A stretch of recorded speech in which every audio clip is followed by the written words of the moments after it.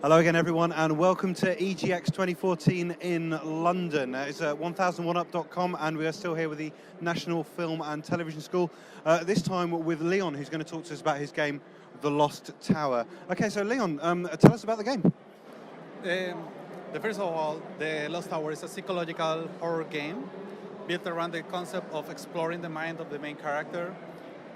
He's trapped in a labyrinth filled with creatures from his own mind, and as you advance, you build the story and try to figure out what is this guy, what is his purpose, and what is his true origin in the story. And when you say creatures from his own mind, does that give you license to kind of go nuts and create whatever you like, or do you try and ground them in the real world?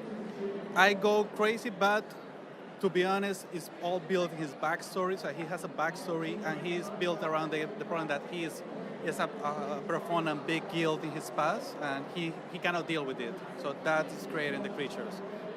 And is the focus therefore on the game on kind of slow exploration, or is it more running away from the terror that's chasing him? I love to build a game that is about exploring, giving the player the option to get lost and find objects and places, but also you can go straight away.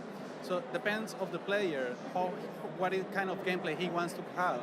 Is the ending he's going to get, because it's not fixed, like you have to find this to win the game or ending.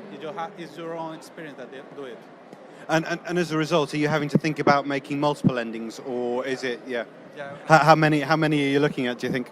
It's 4 endings in the game, sadly. It's difficult, but I think it's worth it, so each player has their own experience and own the game. And what part of the game, even its current form, are you most proud of, do you think?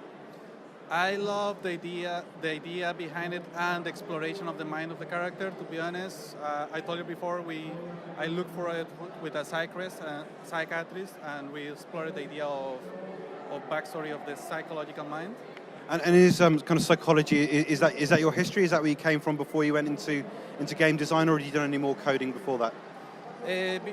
What happened is I'm a graphic designer, but I love to speak with a lot of people. I have friends in psychology, and basically I go with him to the classes, and I love to see other careers and learn from them.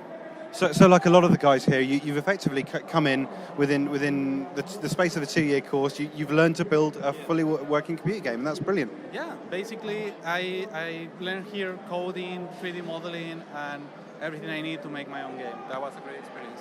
And would you recommend the course to people looking to get into gaming and game design? Yeah, it's a great way to start, and you don't need a backstory, and you only need to have creativity and